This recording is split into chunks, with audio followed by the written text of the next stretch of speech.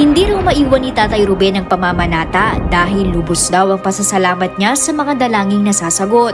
Mula sa orihinal na 9 na taong pagpapapako, nadagdagan pa ito ng 18 matapos gumaling ang sugat ng asawa niya at maligtas ang nooy nag-aagaw buhay na anak. Lumabas ako ng ospital. Nakakita ko ng isang puno. Doon ako umiyak, nagdasal. Pagbalik ko sa ospital, wala mang 2 oras. Naisalba yung anak.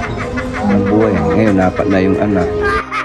Kung ipagkaloob naman daw ng Panginoon na siya'y makatigil na, patuloy naman daw siyang gagabay sa mga mamamanata na susunod sa kanyang yapak.